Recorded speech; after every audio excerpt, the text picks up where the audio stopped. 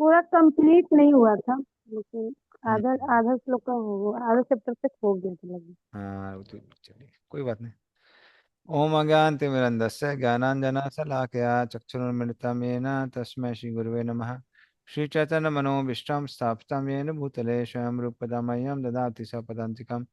वन्देऽहं श्रीगुरोः श्रीयुतापद्कमलं श्रीगुरून् वैष्णवांश श्रीरूपं सागरजातं सगना रघुनाथं वितं तं सजीवं साद्वैतं सावधूतं परिजनासहितं कृष्णचैतन्यदेवं श्रीराधा कृष्णपादान् सगना ललिता श्रीशाखामृतांश नमो विष्णुपादाय कृष्णप्रेष्ठाय भूतले श्रीमते भक्तिवेदांता स्वामी नामने नमस्ते सारस्वते देवे गौरवाणी प्रचारणे निर्विशेष शून्यवादी पासादेस्तान्ने वाञ्छाकल्पतरुभ्यश्च कृपा सिन्धुभ्यश्च पतितानां पावनेभ्यो वैष्णवेभ्यो नमो नमः।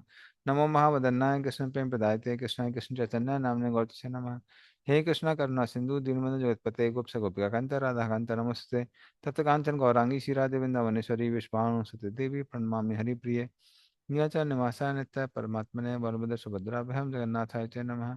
जय श्री कृष्ण चैतन्य प्रभु नित्यानंद श्री अद्वैत गदाधर शिवासादि गौर भक्तवृंद। हरे कृष्णा कृष्ण कृष्ण हरे हरे हरे राम राम राम हरे हरे। हाँ,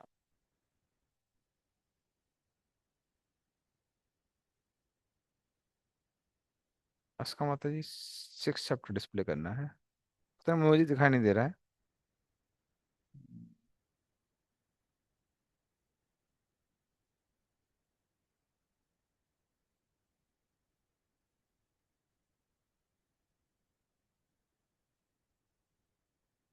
और बाकी लोगों को दिख रहा है क्या? नहीं प्रभु, स्क्रीन नहीं दिख रहे हैं। हरे नहीं दिख कृष्ण। रहा है ना?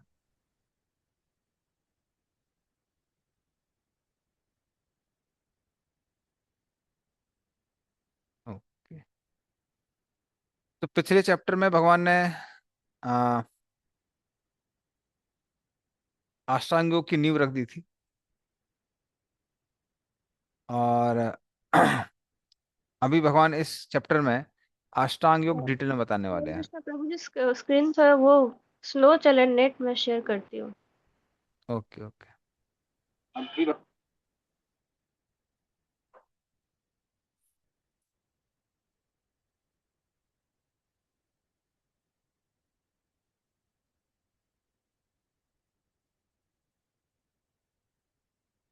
नहीं या फिर क्या कर सकते हैं, अभी मैं कर देता हूँ डिस्प्ले और थोड़ी देर बाद आप कर लीजिए, आपका थोड़ा इंटरनेट ठीक हो जाए, ठीक है? Okay okay Prabhu, thank you. हम्म, हरे कृष्णा।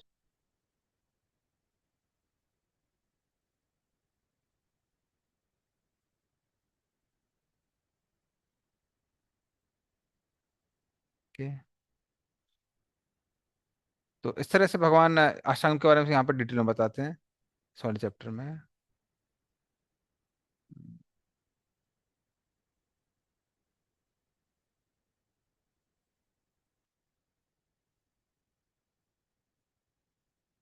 और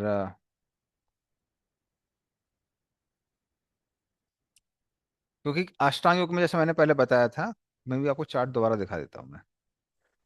कि अष्टांग योग में हमने आपको बताया था कि कैसे अष्टांग योग की खासकर जो एडवांस स्टेजेस हैं उसमें हम लोग तुरंत नहीं जा सकते हैं। उसमें आ, कुछ समय बाद ही जा सकते हैं, खासकर जब व्यक्ति कर्तव्य अभिमान से मुक्त हो जाता है तब एडवांस स्टेज में जा सकता है। तो अष्टांग योग की 2 स्टेजेस थी। डिस्प्ले करके बताते हैं आपको। तो एक थी योगा आरूढ़, मतलब बिगिनर, और फिर थी योगा आरूढ़। तो ये दोनों स्टेजेस थी, दिखाते हैं। हाँ, तो ये आपको याद होगा हमने पहले दिखाया था। तो कर वो फल की इच्छा से मुक्ति, ये बेसिक था किसके लिए?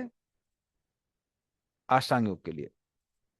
तो अष्टांग योग की जो शुरुआत की जो स्टेज होती है, यम, नियम, आसन, प्राणायाम, यहाँ तक ये जो करता है उसको योग आरुरुक्षु कहते हैं। आरुरुक्षु का मतलब होता है बिगिनर, स्टार्ट स्टार्ट करने वाला। तो ये व्यक्ति निष्काम कर्मियों के साथ करता है और वो गृहस्थ जीवन में रहते हुए भी कर सकता है। लेकिन जैसे ही प्रत्याहार पे व्यक्ति आता है तो प्रत्याहार का एक अंग होता है सन्यास या वानप्रस्थ। तो वानप्रस्थ या सन्यास लेके फिर व्यक्ति उस समय का क्या कर सकता है, फिर योग आरूढ़ में स्थित हो सकता है। लेकिन उस समय तक उसकी स्टेज क्या हो जानी चाहिए कि वो कर्तव्य अभिमान से सिर्फ से भी मुक्त हो जाए, कि मैं करता हूं ये भाव भी खत्म हो जाना चाहिए, तब वो इस स्टेज से पा सकता है। इसलिए हाँ, और वो व्यक्ति को कहाँ तक लेके जा सकता है, ब्रह्म रियलाइजेशन तक लेके जा सकता है। किसके लिए? जब व्यक्ति आ अष्टांग योग कर रहा है, और जब वो योग मिश्र भक्ति करता है तो कहाँ तक जाता है, वो परमात्मा रियलाइजेशन तक जाता है। तो यहाँ जो मैंने परमात्मा रियलाइजेशन बनाया वो किसके लिए है? जो योग मिश्र भक्ति करते हैं, जो अष्टांग योग करते हैं, वो सिर्फ ब्रह्म साक्षात्कार तक ही जाते हैं, उससे ऊपर नहीं जाते हैं। ठीक है। हरे कृष्ण प्रभु, पिछली बार 26 28 श्लोक का हुआ था, तो उसमें तो ऐसा कुछ नहीं था। योगारूढ़ का उसमें तो जिक्र नहीं हुआ था ना उसमें। नहीं नहीं, last time 5th chapter complete हो गया है ना। 5th चैप्टर के जो आखिरी नहीं, 3 जब श्लोक। सेकेंड टाइम में जब स्टार्ट हुआ प्रभु, तो उस टाइम 26 27 28 श्लोक का हुआ। समझ में नहीं आया, 27 श्लोक हो? मतलब 27 नंबर श्लोक का हुआ जब सेकेंड टाइम ये चैप्टर स्टार्ट हुआ ना। पहले एक बार तो हुआ था ये चैप्टर 18 हाँ, 22 श्लोक तक हुआ था कंप्लीट, तो फिर सेकेंड टाइम में फिर से ये स्टार्ट हो गया ना। अच्छा, तो मैंने आखिरी 2 श्लोक नहीं कराए हैं क्या उसके? एक मिनट रुक जाइए। हाँ, रुकिए। 5th chapter. हम्म, हम्म, हम्म,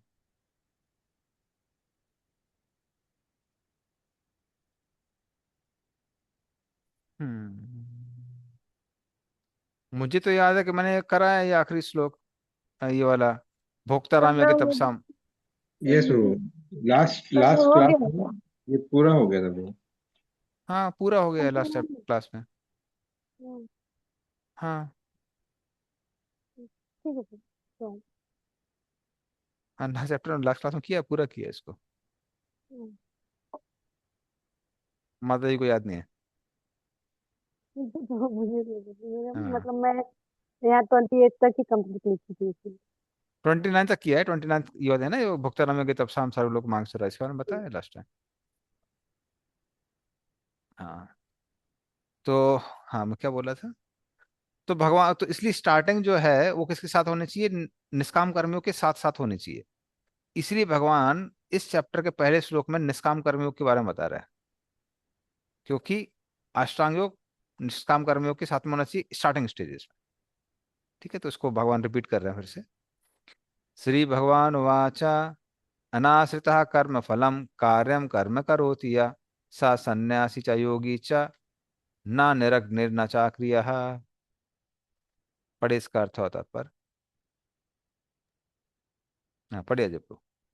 हरे कृष्ण ब्रो जी। श्री भगवान ने कहा, जो पुरुष अपने कर्म फल के प्रति अनासक्त है और जो अपने कर्तव्य का पालन करता है, वही सन्यासी है और असली योगी है। वह नहीं जो न तो अग्नि जलाता है और न कर्म करता है।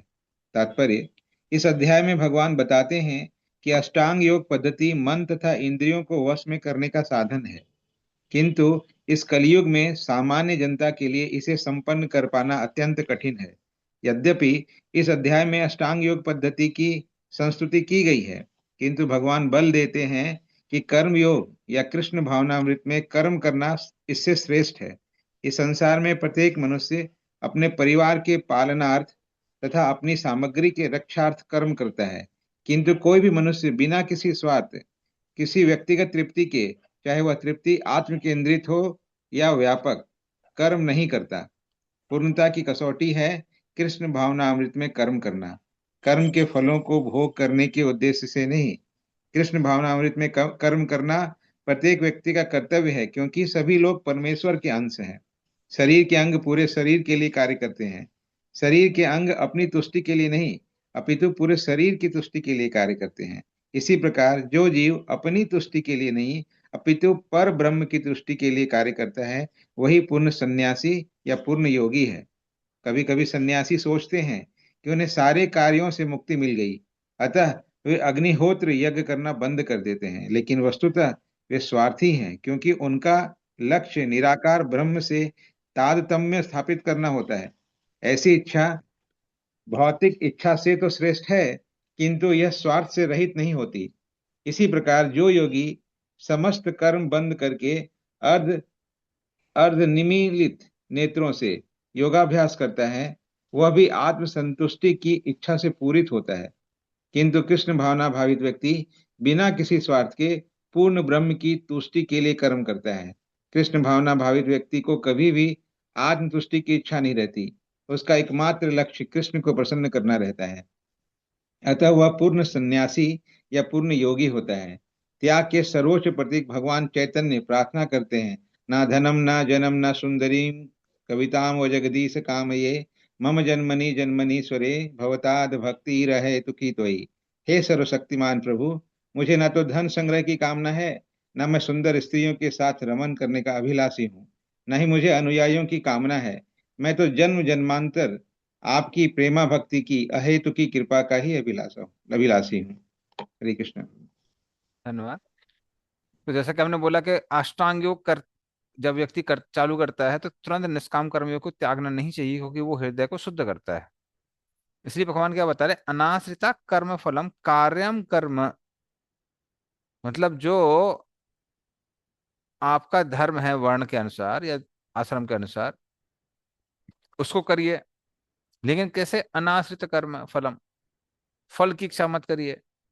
तो ऐसे व्यक्ति को सन्यासी ही कहते हैं, क्योंकि उसने उन कर्मों को त्याग दिया है जिससे उसको पुण्य या पाप मिलने वाला है, तो उस हिसाब से वो सन्यासी हो गया।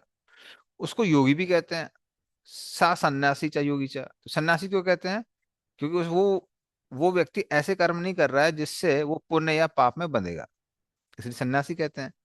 योगी क्यों कहते हैं, क्योंकि उसका मन इंद्रियों के विषयों में नहीं रमता है, किस में रमा रहता है, वो आ, अपने वर्णाश्रम धर्म में रमा रहता है। तो फिर भगवान कह रहे हैं कि ना निरअग्निर, अगर कोई अग्नि नहीं जला रहा है तो उसको सन्यासी नहीं कहा जाता है। क्योंकि पहले जमाने में क्या होता था, जो गृहस्थ थे वो नित्य रूप से अग्निहोत्र किया करते थे, और कोई सन्यासी हो गया तो उसकी आवश्यकता नहीं होती है। ठीक है, अगर सन्यासी अग्निहोत्र नहीं कर रहा है, सिर्फ अग्निहोत्र ना करने से कोई सन्यासी नहीं बन जाता है। और चा आक्रिया, और कोई मान लीजिए आंखें आदि बंद कर लेता है और कोई क्रिया नहीं करता, तो वो योगी नहीं बन जाता है। योगी कौन है, जिसका मन इंद्रिय तृप्ति मिलने लगे, उसको योगी कहते हैं। और जो ऐसे कर्म करता है जिससे व्यक्ति पाप और पुण्य में नहीं बनता है, उसको क्या बोलते हैं, सन्यासी। तो इस तरह से ये व्यक्ति सन्यासी भी है और योगी भी है, वो भगवान समझा रहे हैं। ठीक है, आगे चलते हैं।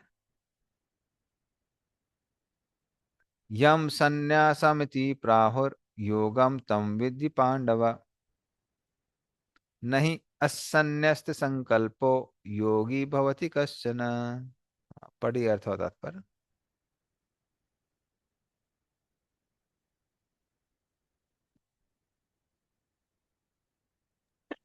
हरे कृष्ण प्रभु जी, मैं पढ़ू? हाँ पढ़िए। हे पांडुपुत्र, जिसे संन्यास कहते हैं उसे ही तुम योग अर्थात पर ब्रह्म से युक्त होना जानो, क्योंकि इंद्रिय तृप्ति के लिए इच्छा को त्यागे बिना कोई कभी योगी नहीं हो सकता। तात्पर्य, वास्तविक संन्यास योग या भक्त का अर्थ है कि जीवात्मा अपनी स्वाभाविक स्थिति को जाने और तद अनुसार कर्म करे। जीवात्मा का अपना स्वतंत्र अस्तित्व नहीं होता, वो परमेश्वर की तटस्थता शक्ति है। जब वह माया की वशीभूत होता है तो वह वृद्ध हो जाता है, किंतु जब वो कृष्ण भावना भावित रहता है अर्थात आध्यात्मिक शक्ति में सजग रहता है तो वह अपनी सहज स्थिति में होता है। इस प्रकार जब मनुष्य पूर्ण ज्ञान में होता है तो समस्त इंद्रिय तृप्ति को त्याग देता है अर्थात समस्त इन तृप्ति के कार्यकल्पों का परित्याग कर देता है। इसका अभ्यास योगी कहते हैं। जो इंद्रियों को भौतिक आसक्ति से रोकता है, किंतु कृष्ण भावना भावित व्यक्ति को तो ऐसी किसी भी वस्तु में अपनी इंद्रिय लगाने का अवसर ही नहीं मिलता जो कृष्ण के निमित्त न हो। फलतः कृष्ण भावना भावित व्यक्ति सन्यासी तथा योगी साथ साथ होता है। ज्ञान तथा इंद्रिय निग्रह योग के ये दोनों प्रयोजन कृष्ण भावना मृत द्वार स्वतः पूरे हो जाते हैं। यदि मनुष्य स्वार्थ का त्याग नहीं कर पाता तो ज्ञान तथा योग व्यर्थ रहते हैं। जीवात्मा का मुख्य ध्येय तो समस्त प्रकार की आत्म तृप्ति को त्याग कर परमेश्वर की तुष्टि करने के लिए तैयार रहना है। कृष्ण भावना भावित व्यक्ति में किसी प्रकार की आत्म तृप्ति की इच्छा नहीं रहती। वह सदैव परमेश्वर की प्रसन्नता में लगा रहता है, अतः जिसे परमेश्वर के विषय में कुछ भी पता नहीं होता वही स्वार्थ पूर्ति में लगा रहता, क्योंकि कोई कभी निष्क्रिय नहीं रह सकता। कृष्ण भावनामृत का अभ्यास करने से सारे कार्य सुचारू रूप से समापन हो जाते हैं। हरे कृष्ण। और प्रभु जी स्क्रीन शेयर वाला वो ठीक हो गया, बोलेंगे तो कर ओके, सकते ठीक है, कर दीजिए फिर। ओके, तो इस श्लोक में भगवान क्या समझा रहे हैं? श्लोक में भगवान समझा रहे हैं कि सन्यास का मतलब क्या होता है, जैसे हमने डिस्कस किया है, उन कर्मों को त्यागना जिससे व्यक्ति पुण्य और पाप में फंसने वाला है। योग का मतलब है वो व्यक्ति जिसका मन इंद्रिय तृप्ति से विचलित नहीं होता है। इसका मतलब दोनों का काम एक ही है। क्या? मन को किसी आध्यात्मिक चीज में लगाना और इंद्रिय तृप्ति में नहीं लगाना। तो एक हिसाब से भगवान क्या बोल रहे हैं, दोनों का मीनिंग एक ही है, क्योंकि दोनों का ध्येय एक ही है। और फिर भगवान क्या बोलते हैं, नहीं असन्यास संकल्पो योगी भवति कश्चन। तो जिस व्यक्ति ने इंद्रिय तृप्ति की भावना नहीं छोड़ी है उसको योगी नहीं कह सकते। इंद्रिय तृप्ति की भावना तो उसको छोड़नी ही पड़ेगी, वो आवश्यक है। ओके, अगले श्लोक में, हाँ, असका माता जी आपको शेयर करना है। हाँ प्रभु जी, जो वीडियो ऑन है उसमें करेंगे तो मैं शेयर। अच्छा, उसको पोस्ट बनाना पड़ेगा, ठीक है।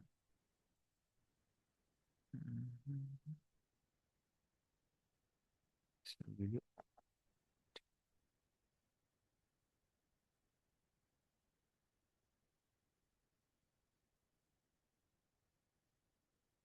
ठीक है, अभी आपका वाला उस वाले में हो गया।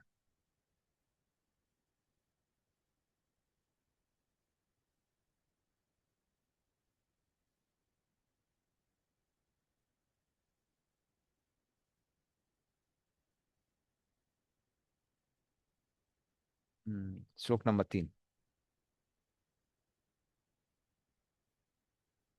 हाँ, थर्ड पे आ जाइए मतलब।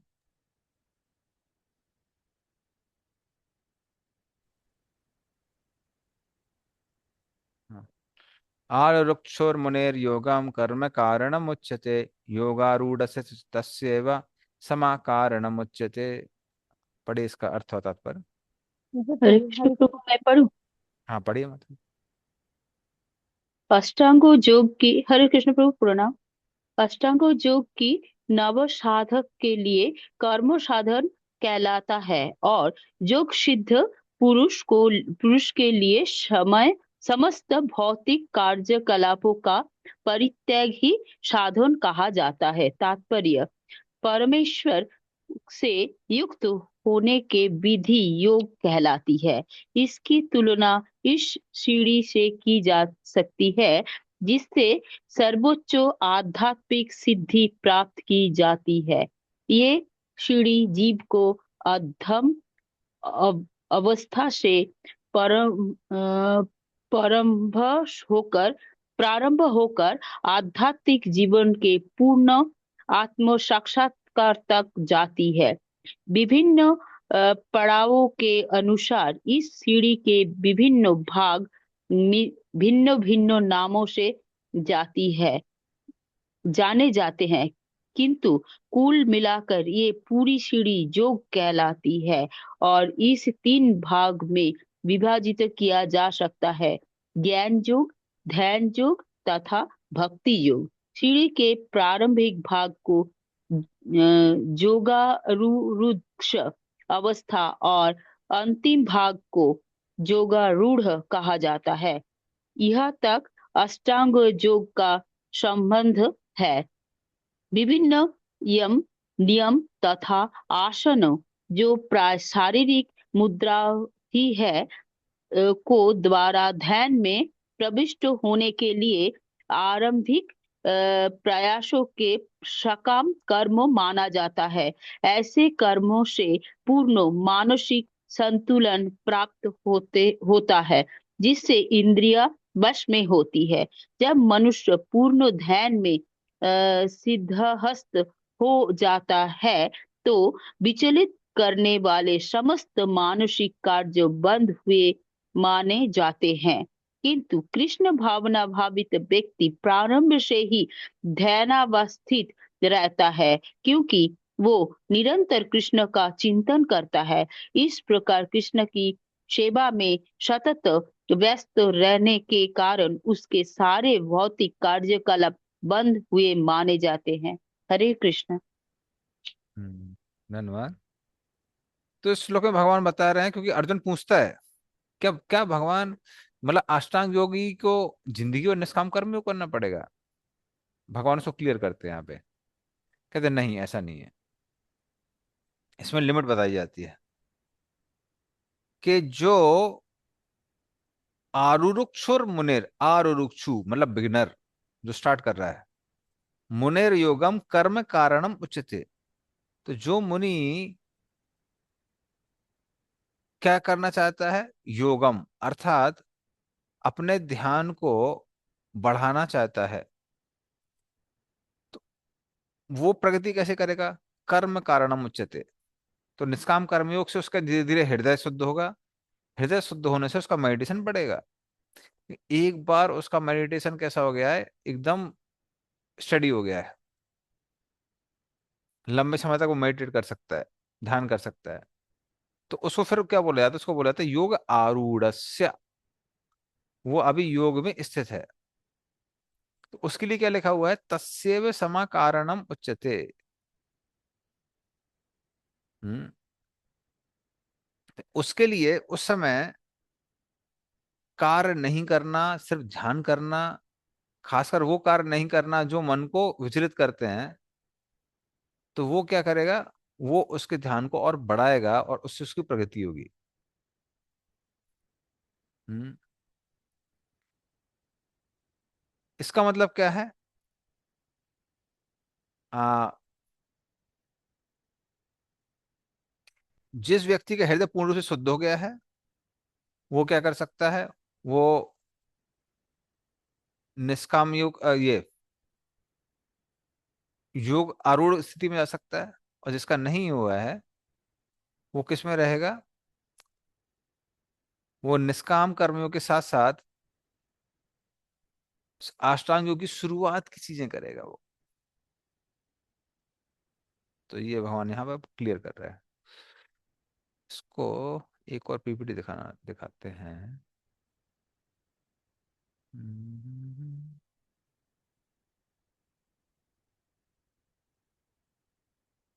एक मिनट रुकिए, मैं एक और पीपीटी देखता हूँ।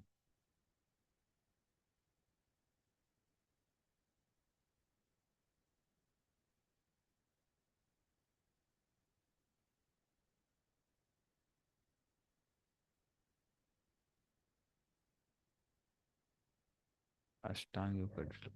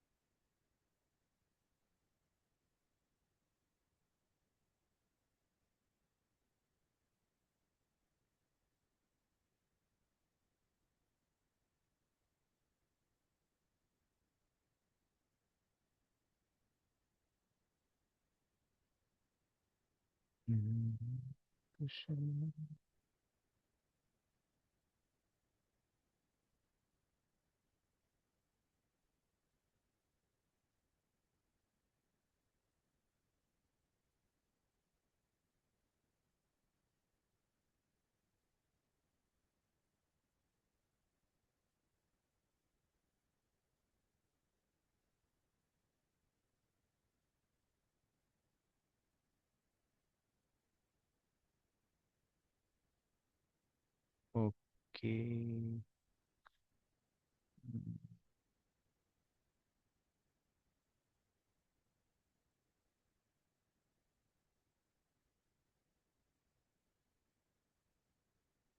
यार एक पीपीटी था वो मुझे अभी दिखाई नहीं दे रहा है, फिर मैं बिना पीपीटी के ही समझा देता हूँ। ठीक, कोई बात नहीं। तो देखिए क्या होता है। यम, नियम, आसन, प्राणायाम, प्रत्याहार, धारणा, ध्यान, समाधि, 8 हो गए। यम, नियम, आसन, प्राणायाम, प्रत्याहार, धारणा, ध्यान, समाधि। तो ये जो 8 अंग होते हैं इनको हम लोग अष्टांग योग कहते हैं। 8 अंगों का जो योग है उसको हम लोग अष्टांग योग कहते हैं, मतलब 8 अंगों वाला योग। अभी इसमें होता क्या है, उसमें यम नियम का मतलब होता है डूज एंड डोंट्स, क्या करना है क्या नहीं करना है। तो ये हो गया आपका यम और नियम। फिर आसन, आसन मतलब जो अलग अलग आसन जो रामदेव बाबा सिखाते हैं। हलासन, ये आसन, वो आसन, बहुत सारे आसन है। सर्वांगासन, हम्म, मरकटासन, ऐसे बहुत सारे आसन होते हैं। तो ये सारे आसन जो हैं ये किस में हेल्प करते हैं, ये हेल्प करते हैं व्यक्ति को आ, लंबे समय तक बैठने में हेल्प करते हैं। आपका पीठ दर्द नहीं होगा, कुछ नहीं होगा, आप लंबे समय तक बैठ सकते हैं। तो ये इसमें हेल्प करते हैं। फिर ये सबके समाधि योग सब योगारूढ़ में आते हैं, सॉरी योग आरूढ़ में आते हैं, बिगनर में आते हैं। फिर उसके बाद एक अंग होता है इसको बोलते हैं प्रत्याहार। प्रत्याहार मतलब प्रति आहार, जो जो आप इनटेक कर रहे हैं उसको इनटेक को क्या करना है, कम करना है। खाना कम करना है, सोना कम करना है, देखना कम करना है, सुनना कम करना है, बल्कि मन में जो थॉट्स आ रहे हैं उसको भी कम करना है। और उसी का एक अंग होता है सन्यास या फिर वानप्रस्थ। वो धारण करने के बाद में व्यक्ति अब ध्यान कर सकता है लंबे समय तक, तो वो बैठता है। जब वो बैठता है तो क्या होता है, अब उसको देखना होता है कि आ, क्या उसका हृदय शुद्ध है। तो अगर उसका हृदय शुद्ध है तो क्या होता है, तो वो सीधे परमात्मा पे ध्यान कर सकता है। अगर कोई आ 24 सेकंड तक, नहीं 48 सेकंड, 48 सेकंड तक या फिर भगवान के पूरे रूप की ओर ध्यान केंद्रित कर लेता है, तो उसको बोलते हैं धारणा। और फिर उससे ज्यादा अगर कोई ध्यान करता है उसको ध्यान कहते हैं, मतलब मेडिटेट कर पा रहा है, उसको ध्यान कहते हैं। और कोई अगर 48 मिनट से ज्यादा एक टाइम पे अगर एक ही स्थान पे जैसे भगवान परमात्मा पे ध्यान कर पा रहा है तो उसको हम लोग बोलते हैं समाधि। तो धारणा, ध्यान, समाधि, तो इस तरह से ये तीनों हो जाते हैं, धारणा ध्यान समाधि। लेकिन जिस व्यक्ति का हृदय शुद्ध नहीं है वो परमात्मा पे ध्यान नहीं कर पाता है। और जब व्यक्ति परमात्मा पे ध्यान नहीं कर पाता है तब उसको एक अल्टरनेटिव दिया जाता है। अल्टरनेटिव क्या है, अल्टरनेटिव है कि आप विराट रूप पे ध्यान कर सकते हैं। तो उस तरह से विराट रूप पे व्यक्ति ध्यान करता है। और विराट रूप पे कब तक ध्यान करना है, हाँ चलिए अभी आ गया इसको, अब मैं इसको दिखा सकता हूँ कि वो डिस्प्ले कर देता हूँ।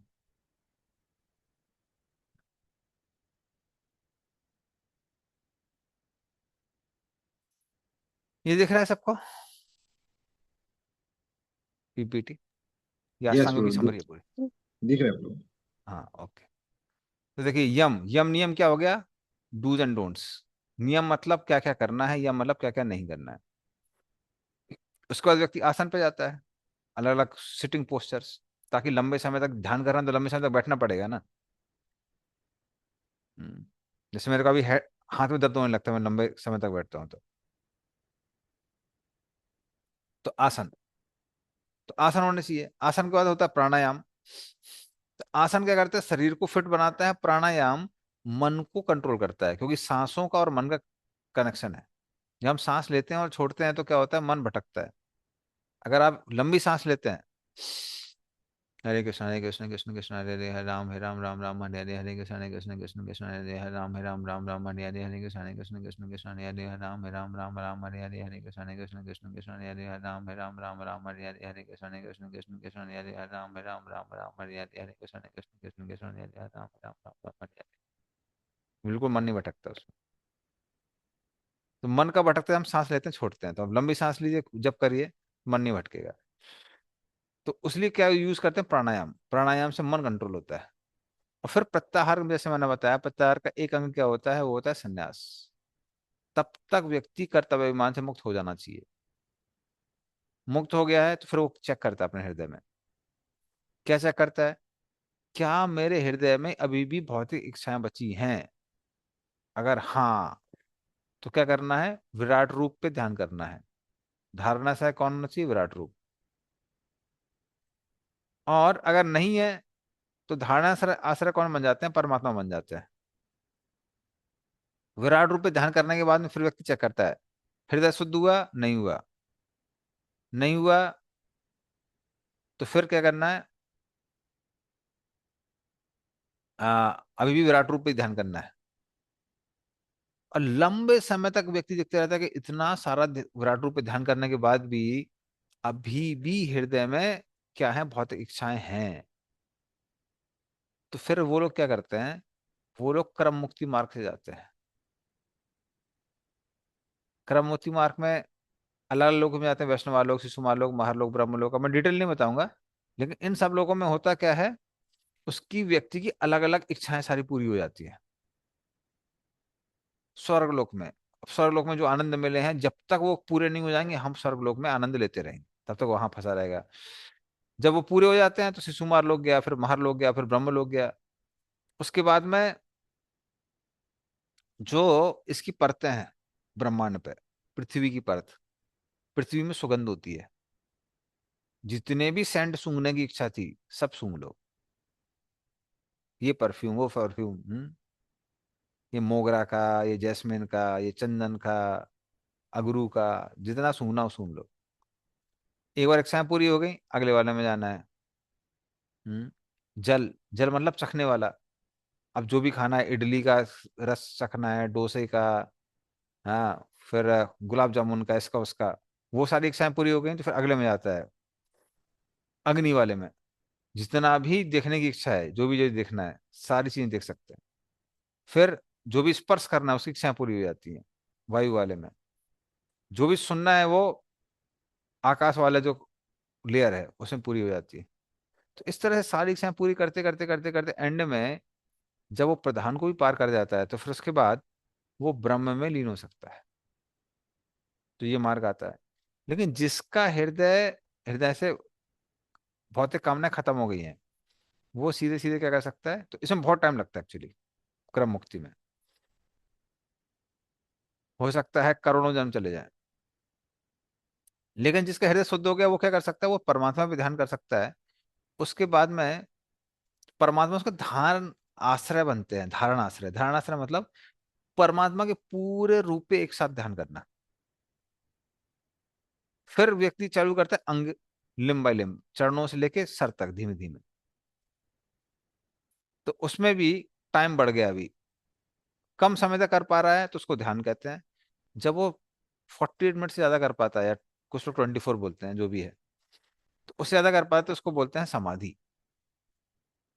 वो करते करते क्या होता है, व्यक्ति को ये साक्षात्कार हो जाता है कि हम शरीर नहीं आत्मा है।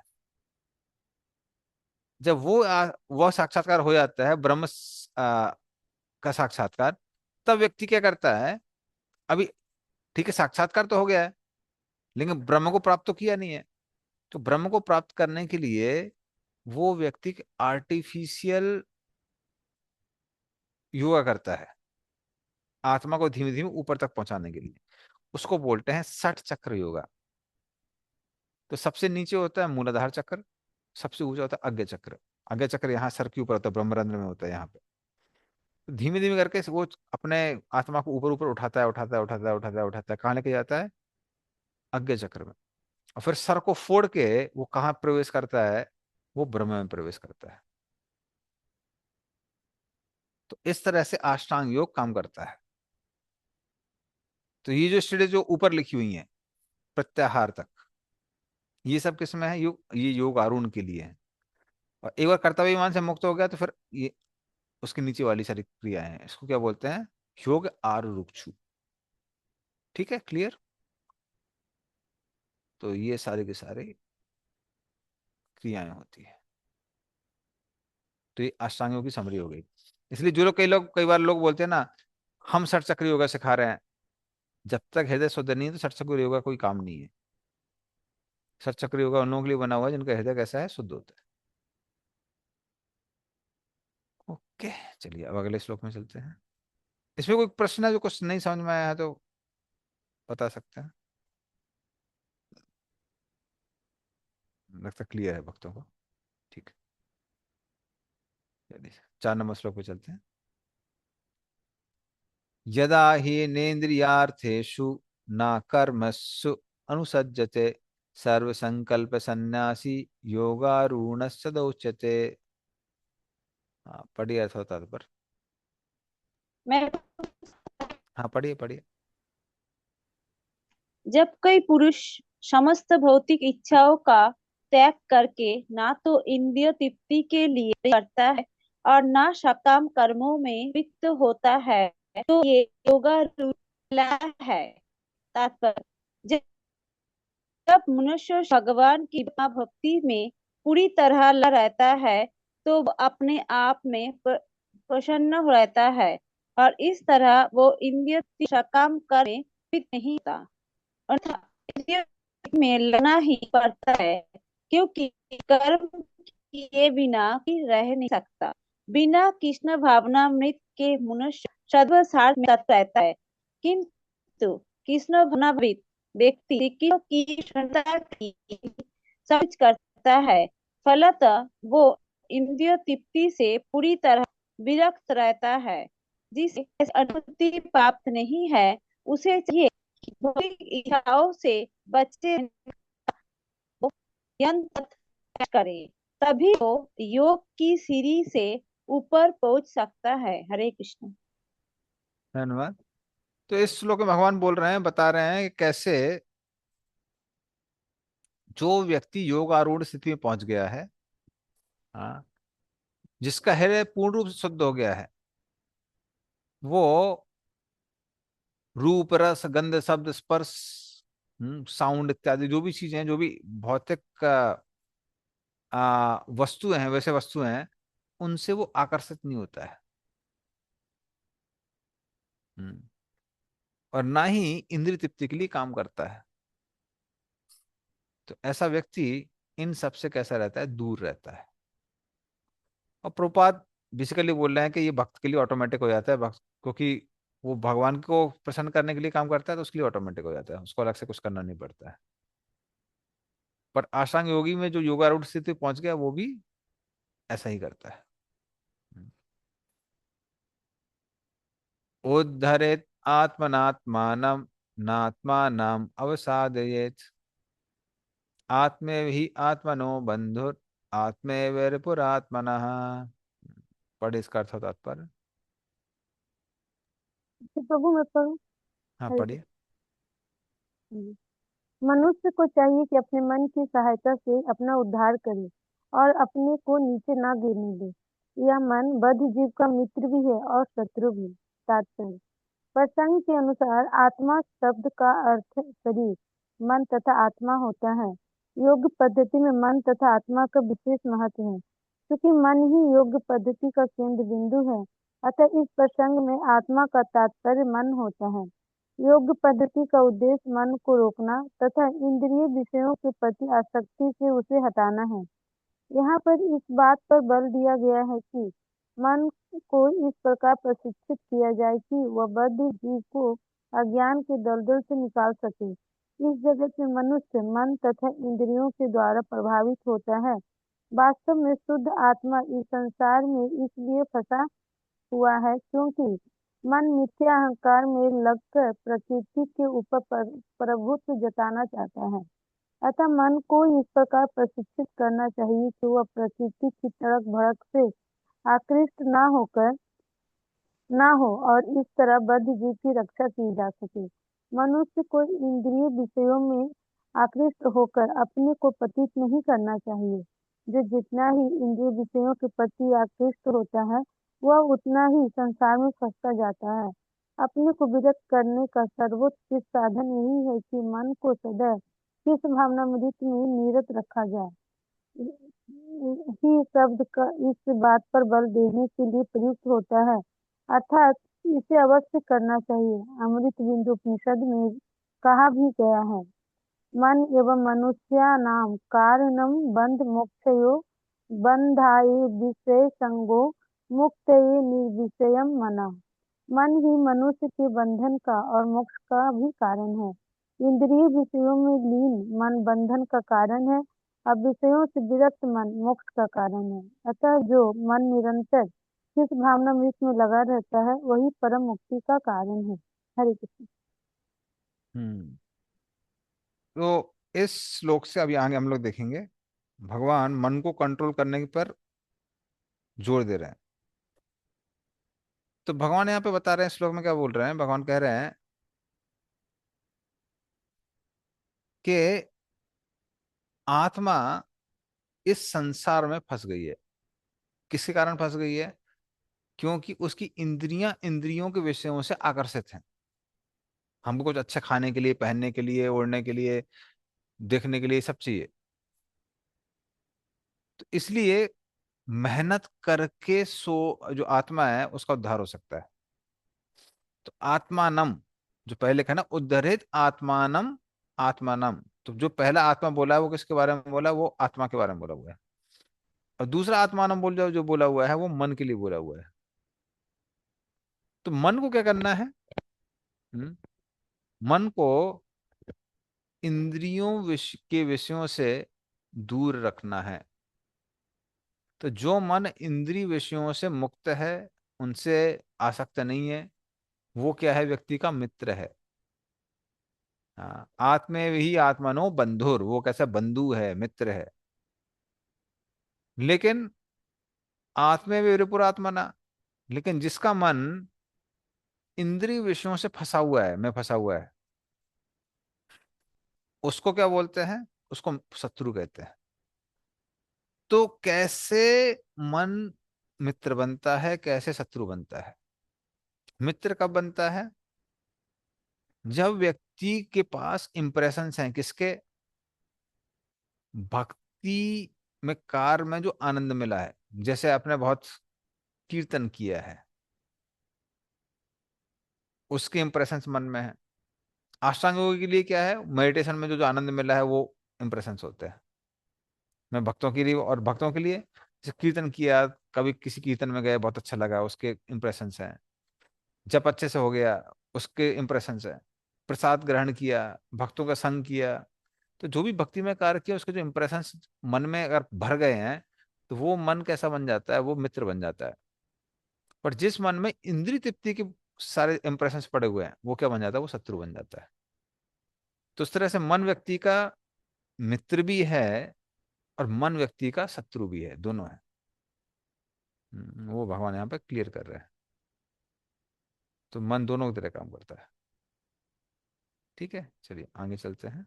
हरे कृष्ण प्रभु, एक मतलब सवाल पूछ रहे थे।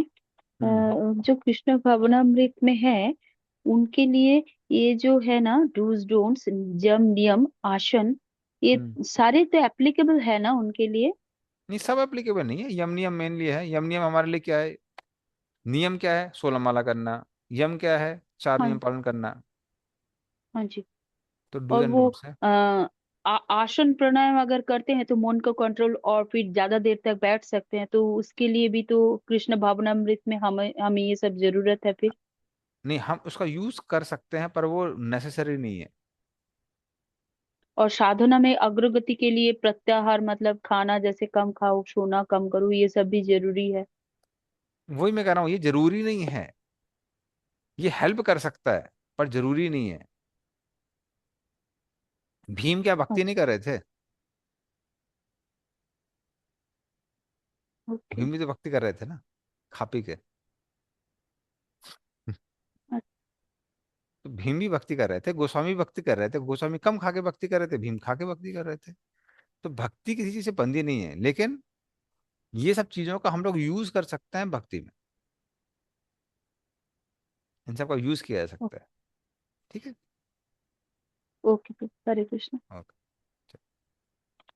ठीक है। तो हाँ, 6 नंबर श्लोक।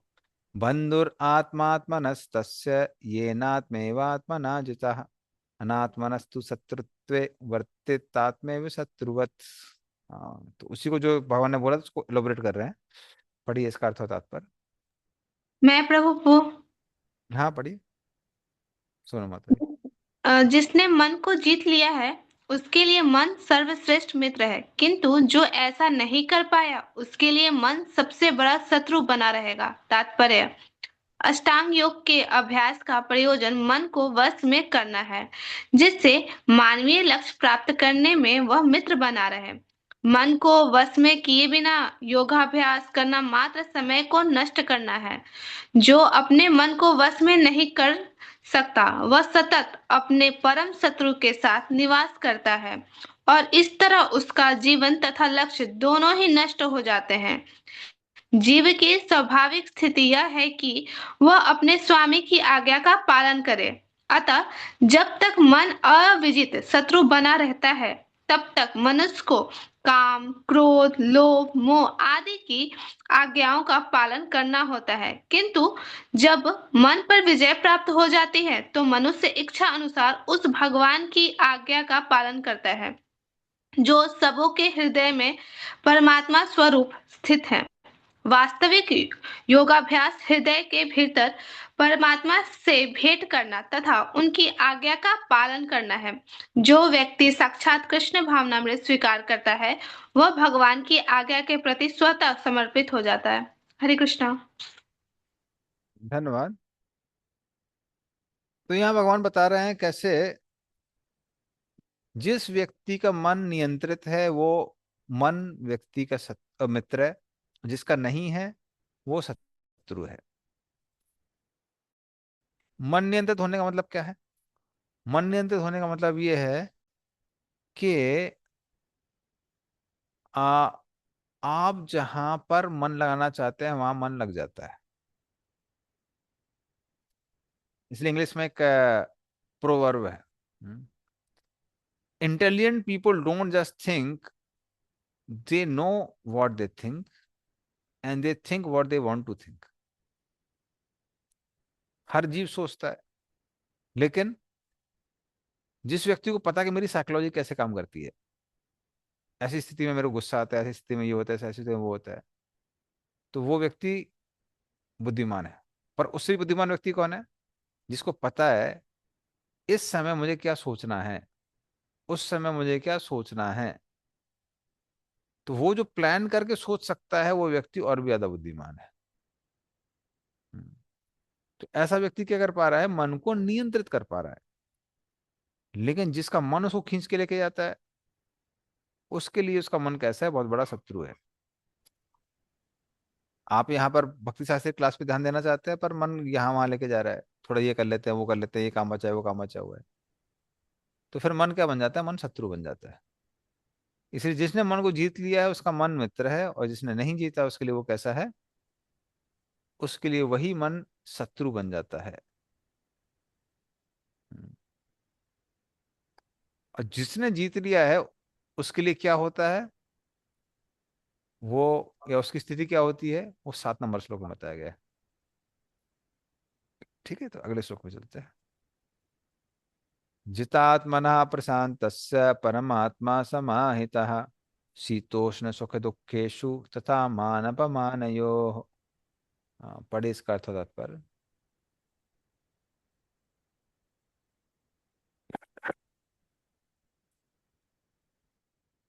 मैं मैं पढ़ूं पढ़ूं? प्रभु?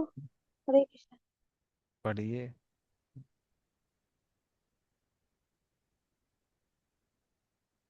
जिनको असो जीता है, हरे कृष्ण। हाँ पढ़िए पढ़िए, सोमा माता जी पढ़िए।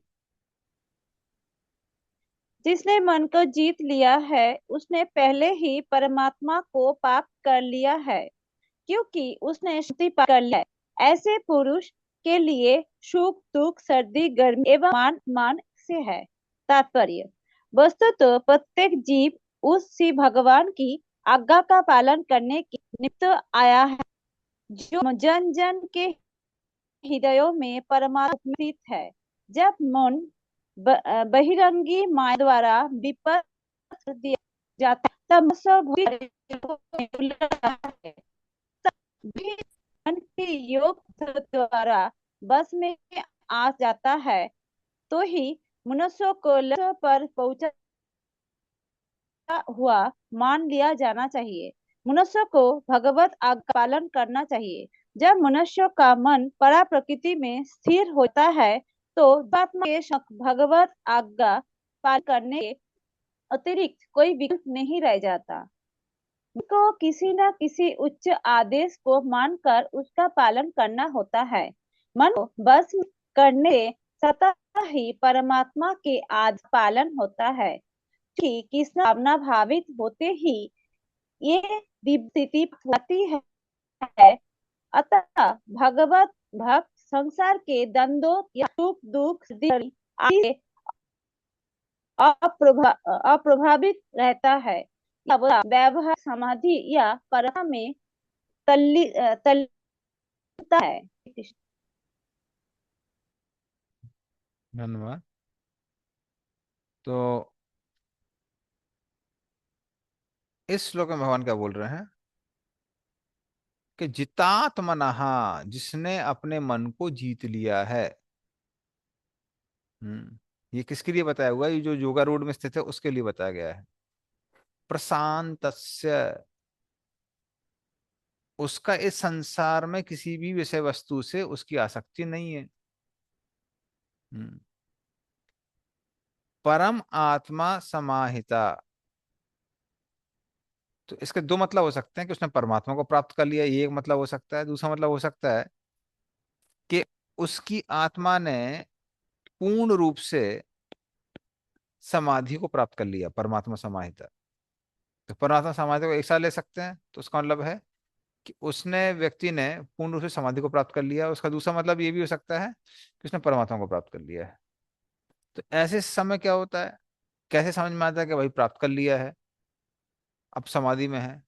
तो शीत उष्ण, शीत मतलब सर्दी, उष्ण मतलब गर्मी। गर्मी हो सर्दी हो उसका मन कैसा रहता है, उसको फर्क नहीं पड़ता है। सुख दुख एशु, हम्म तो गर्दी सर्दी गर्मी सहन करना मुश्किल है, पर उससे ज्यादा मुश्किल क्या है, सुख और दुख को सहन करना। सुख आ रहा है दुख आ रहा है, व्यक्ति का मन विचलित नहीं हो रहा है। सुख आ रहा है तो बहुत खुश नहीं हो रहा है, दुख आ रहा है तो दुखी नहीं हो रहा है। ये और भी मुश्किल है। उससे ज्यादा मुश्किल क्या है, मान अपमान यो, सम्मान हो रहा है तो व्यक्ति खुश नहीं हो रहा है, और अपमान हो रहा है तो दुखी नहीं हो रहा है। ये और भी मुश्किल है। तो ये अलग डिग्री है। तब उस व्यक्ति को क्या बोला जाता है कि ये व्यक्ति किस में आ गया है, समाधि पे आ गया है। तो उसको असली समाधि कहा जाता है। ओके, चलिए आगे चलते हैं नेक्स्ट श्लोक में। ज्ञान विज्ञान तृप्तात्मा कूटस्थो विजितेन्द्रियः युक्त इति एच्यते योगी समलोष्टास्म कंचन। हाँ आदि पर पढ़ने वाले थे ना, पढ़िए इसका अर्थ और तात्पर्य। जी प्रभु। वह व्यक्ति आत्म साक्षात्कार को प्राप्त तथा योगी कहलाता है, जो अपने अर्जित ज्ञान तथा अनुभूति से पूर्णतया संतुष्ट रहता है ऐसा व्यक्ति अध्यात्म को प्राप्त तथा जितेंद्रिय कहलाता है। वह सभी वस्तुओं को, चाहे वे कंकड़ हों, पत्थर हों या कि सोना, एक समान देखता है। तात्पर्य, परम सत्य की अनुभूति के बिना कोरा ज्ञान व्यर्थ होता है। भक्ति रसामृत सिंधु में कहा गया है, अतः श्री कृष्ण अतः श्री कृष्ण अतः श्री कृष्ण नामादि न भवेद ग्रहमिंद्रिय सेवोन्मुखे ही जीवा आदौ स्वमेव स्फुरत्यतः। कोई भी व्यक्ति अपनी दूषित इंद्रियों के द्वारा श्री कृष्ण के नाम, रूप, गुण तथा उनकी लीलाओं की दिव्य प्रकृति को नहीं समझ सकता। भगवान की दिव्य सेवा से पूरित होने पर ही कोई उनके दिव्य नाम, रूप, गुण तथा लीलाओं को समझ सकता है। यह भगवत यह भगवत गीता कृष्ण भावना अमृत का विज्ञान है। मात्र संसारी विद्वता से कोई कृष्ण भावना भावित नहीं हो सकता। उसे विशुद्ध चेतना वाले व्यक्ति का सानिध्य प्राप्त करने का सौभाग्य मिलना चाहिए। कृष्ण भावना भावित व्यक्ति को भगवत कृपा से ज्ञान की अनुभूति होती है, क्योंकि वह विशुद्ध भक्ति से तुष्ट रहता है। अनुभूत ज्ञान से वह पूर्ण बनता है। आध्यात्मिक ज्ञान से मनुष्य अपने संकल्पों में दृढ़ रह सकता है, किंतु मात्र शैक्षिक ज्ञान से वह बाह्य विरोधाभासों द्वारा मोहित और भ्रमित होता रहता है। केवल अनुभवी आत्मा ही आत्म संयमी होता है, क्योंकि वह कृष्ण की शरण में जा चुका होता है। वह दिव्य होता है क्योंकि उसे संसारी विद्वता से कुछ लेना देना नहीं रहता। उसके लिए संसारी विद्वता तथा मनोधर्म, जो अन्यों के लिए स्वर्ण के समान उत्तम होते हैं, कंकड़ों या पत्थरों से अधिक नहीं होते। हरे कृष्ण प्रभु। धन्यवाद। तो ऐसा व्यक्ति ज्ञान विज्ञान तृप्त आत्मा, वो जो भी उसने ज्ञान प्राप्त किया आध्यात्मिक, और जो भी उसको साक्षात्कार प्राप्त हुए हैं, इनसे वो पूर्ण रूप से तृप्त रहता है। कूटस्थो मतलब उसका नेचर बदलता नहीं है। वो आध्यात्मिक चेतना में है तो आध्यात्मिक चेतना ही रहेगा, ऐसा नहीं है कि बीच में चूक गया, ऐसा नहीं है। विजितेंद्रिय, उसकी इंद्रियों ने या उसने वो अपनी इंद्रियों में विजय प्राप्त कर ली है, मतलब उसकी इंद्रियां अभी इंद्रियों के विषय की ओर आकर्षित नहीं हो रही हैं। तो युक्त इति उच्चते योगी। ऐसे व्यक्ति को क्या बोला जाता है कि अभी वो पूर्ण रूप से योग में युक्त है। और फिर दूसरा लक्षण उसका क्या लिखा हुआ है, समलोष्ट्रास्म कांचन, जो भी कचड़ा है, फिर कुछ ईंट पत्थर है, या फिर कंचन का मतलब है सोना है, वो उस व्यक्ति को समान दृष्टि से देखता है। हम्म। अब भक्त के लिए ये कैसे लागू होता है? भक्त क्या करता है? भक्त ये देखता है कौन सी चीज भगवान की सेवा में लग सकती है। तो पत्थर हो तो ठीक है, भगवान की सेवा में कैसे लगा सकते हैं, सोना है तो उसको भगवान की सेवा में कैसे लगा सकते हैं। तो इस तरह से भक्त भी किसके बारे में नहीं सोचता है, इंद्रिय तृप्ति के बारे में नहीं सोचता है, वो किसके बारे में सोचता है कि इस चीज की भगवान की सेवा में हम इस चीज को कैसे लगा सकते हैं, ऐसा सोचता है। ठीक है। पर यहाँ हम अष्टांगों की बात कर रहे हैं, तो वो तीनों को समान देखता है, क्योंकि उसका तीनों से कुछ लेना देना नहीं है। चलिए, आगे चलते हैं अगले श्लोक में।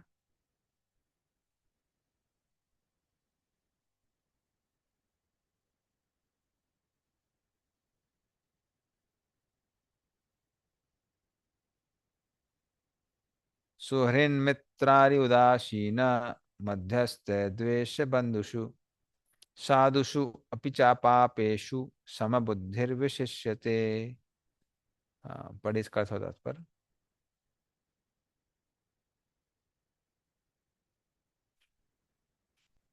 हरे कृष्ण प्रभु जी, मैं पढ़ती हूँ।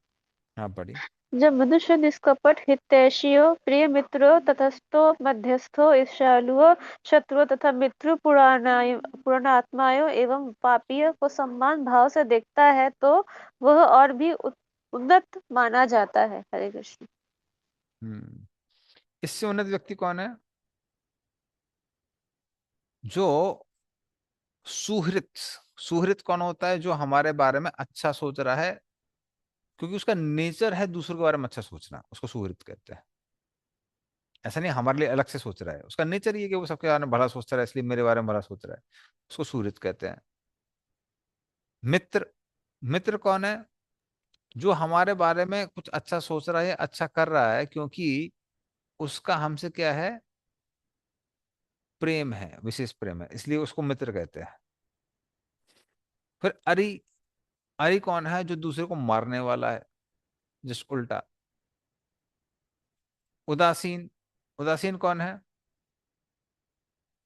जब भी मान अपमान मिल रहा है, झगड़ा हो रहा है, उसका कुछ लेना देना है ही नहीं, उसको उदासीन कहते हैं। मध्यस्थ, जब भी झगड़ा हो रहा था वो बीच में आके मध्यस्थता करता है, दोनों को झगड़े को सुलझाता है। हाँ। द्वेष, द्वेष मतलब वो द्वेष के योग्य है, क्योंकि वो दूसरे को मारने की कोशिश करता है, क्षति पहुंचाने की कोशिश करता है। बंधु, बंधु कौन है? जो रिलेटिव है हमारा, सगे संबंधी है। फिर जो धर्म का पालन कर रहा है या फिर धर्म का पालन नहीं कर रहा है, ऐसा व्यक्ति उन सबको समान दृष्टि से देखता है। ये और भी मुश्किल है, क्योंकि लोगों में हम भेदभाव करते हैं, भली वस्तु में भेदभाव ना करें, पर ये जो व्यक्ति है वो इनमें भी समानता ही देखता है। ठीक है। तो कोई साधुसु अपिचा पापेशु, साधुसु मतलब पुण्यात्मा, पापेशु मतलब पापात्मा, सबको समान दृष्टि से देख रहा है। ऐसा व्यक्ति योगारूढ़ में स्थित कहलाता है। अगले श्लोक में चलते हैं। योगी युंजीत सततम आत्मानं रहसि स्थितः एकाकी यत चित्तात्मा निराशीर अपरिग्रह। पढ़े हरे इसका अर्थ कृष्ण होता प्रभु, है। मैं पढ़ूं? हाँ पढ़िए। हरे कृष्ण प्रभु प्रणाम। योगी को चाहिए कि वो सदैव अपने शरीर, मन तथा आत्मा के परमेश्वर में लगाए, एकांत स्थान में रहे और बड़ी सावधानी के साथ अपने मन को वश में करे।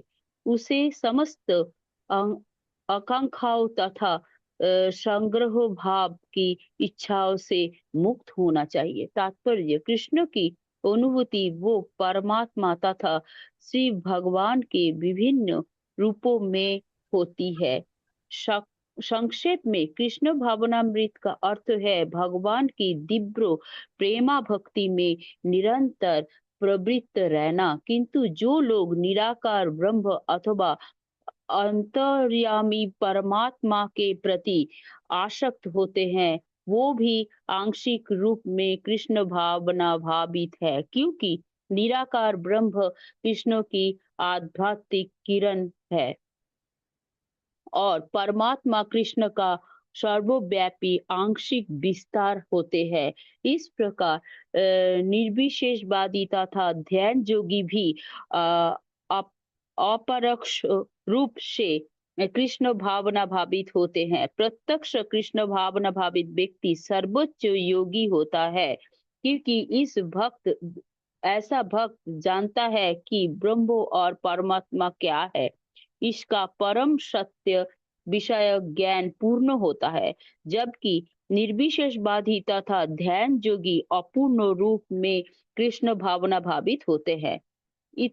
इतने पर भी इन सभी को अपने अपने कार्य में निरंतर लगे रहने का आदेश दिया जाता है, जिससे वो देर सवेर परम सिद्धि प्राप्त कर सके। योगी का पहला कर्तव्य है कि वो कृष्ण पर अपना ध्यान सदैव प्रगाढ़ रहे। उससे सदैव कृष्ण का चिंतन करना चाहिए और एक क्षण के लिए भी उन्हें नहीं भूलना चाहिए। परमेश्वर में मन की एकाग्रता ही समाधि कहलाती है। मन को एकाग्र करने के लिए सदैव एकांतवास करना चाहिए और बाहरी उपद्रवी से बचना चाहिए। योगी को चाहिए कि वो अनुकूल परिस्थितियों में को ग्रहण करे और प्रतिकूल परिस्थितियों को त्याग दे। जिससे उसकी अनुभूति पर कोई प्रभाव ना पड़े। पूर्ण संकल्प कर लेने पर उसे उन व्यर्थ की वस्तुओं को पीछे नहीं पड़ना चाहिए जो परिग्रह भाव में उसे फांसा ले। ये सारी सिद्धियां तथा सावधानियां तभी पूर्ण रूपेण कार्य कार्जन कार्यान्वित हो सकती है जब मनुष्य प्रत्यक्ष कृष्ण भावना भावित हो, क्योंकि साक्षात कृष्ण भावनामृत का अर्थ है आत्मत्याग, जिससे संग्रह भाव के लिए लेश मात्र स्थान नहीं होता। श्रील रूप गोस्वामी कृष्ण भावनामृत का लक्षण इस प्रकार देते हैं।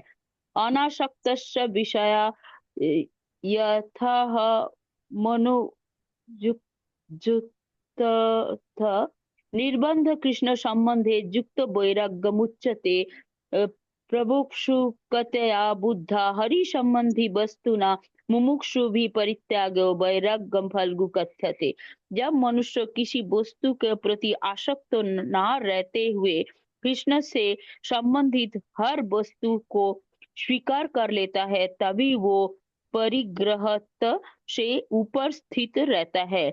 दूसरी ओर जो व्यक्ति कृष्ण से संबंधित प्रत्येक वस्तु को बिना जाने त्याग देते हैं, उसका वैराग्य पूर्ण नहीं होता।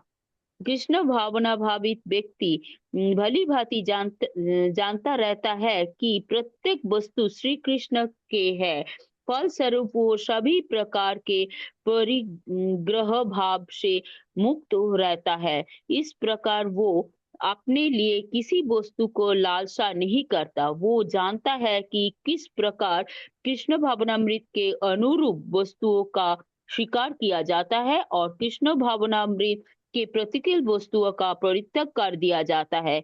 वो सदैव भौतिक वस्तुओं से दूर रहता है, क्योंकि वो दिव्य होता है और कृष्ण भावनामृत से रहित व्यक्तियों से किसी प्रकार का सरोकार ना रखने के कारण सदा अकेला रहता है। अतः कृष्ण भावनामृत में रहने वाला व्यक्ति पूर्ण योगी होता है। हरे कृष्ण।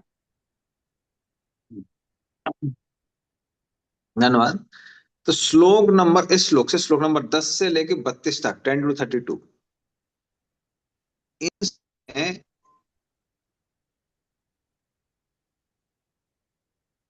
योगारूढ़ व्यक्ति को क्या क्या नियम पालन करने पड़ते हैं, कैसे कैसे वो स्टेजेस से जाता है, ये सब दिया है। किस श्लोक से? इस श्लोक से लेके 32 तक, 10 to 32।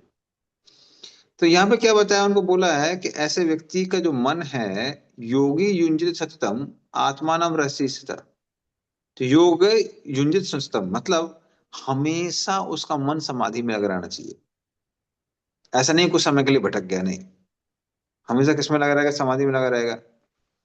रहस्य स्थिता, उसको ऐसे स्थान पर रहना चाहिए जहां पे लोग नहीं है। तो जब हम लोग पढ़ाई कर रहे हैं या फिर ध्यान कर रहे हैं, उस समय आसपास के लोग रहेंगे तो क्या होगा? डिस्टरबेंस होता है। तो डिस्टरबेंस ना हो इसके लिए रहस्य स्थिता। फिर उसको क्या करना है? एकाकी यद चित्तात्मा, तो उसका मन एकदम कंट्रोल में रहना चाहिए, शरीर कंट्रोल में रहना चाहिए। हाँ। और निराशीर, मन में कोई भौतिक इच्छा नहीं होनी चाहिए, वरना क्या होगा? समाधि भटक जाएगी। यहाँ पे समाधि में ध्यान करना है परमात्मा पे, और परमात्मा का के कपड़े देखे पीले रंग के, भूख लग रही है, पपीते पे ध्यान चला गया, पीला पीला पपीता याद आ रहा है, दिमाग भटक गया। तो इसलिए मन में क्या होना चाहिए? कोई इच्छा नहीं होनी चाहिए। और अपरिग्रह मतलब पोजेसिवनेस नहीं होनी चाहिए कि ये चीज मेरी है, क्योंकि जो चीज आपकी है मन उस तरफ भटक जाता है। तो अगर योगी को अपने लोटे से भी अटैचमेंट है और यहाँ पे वो समाधि पे है, ऐसा लगता है कि मान लीजिए कोई लोटा उठा के लेके जा रहा है, तो मन तो भटकेगा, अरे कौन लेके जा रहा है। तो जिस भी चीज पे ध्यान रहता है वहां से क्या होता है, आसक्ति होती है, बार बार मन वहीं चला जाता है। इस खासकर मैंने देखा हुआ है, कई बार क्या होता है, कुछ लोग, जब लोग कोई नई गाड़ी खरीदते हैं तो कम से कम 10 बार जाके बाहर जाके देखते हैं रखी है कि नहीं रखी है, कोई चोरी तो नहीं करके लेके गए।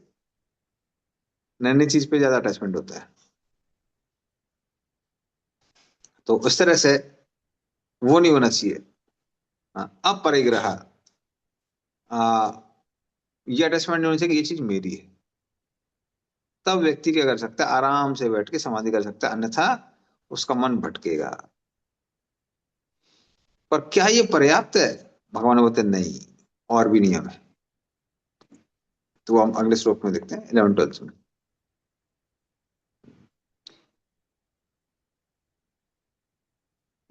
शुचो देशे प्रतिष्ठाप्य स्थिरम आसनम आत्मनः, नाति उच्छ्रितम नाति नीचम शैलाजिनक कुशोत्तरम, तत्रैकाग्रम मना कृत्वा यथा चित्तेन्द्रिय क्रियः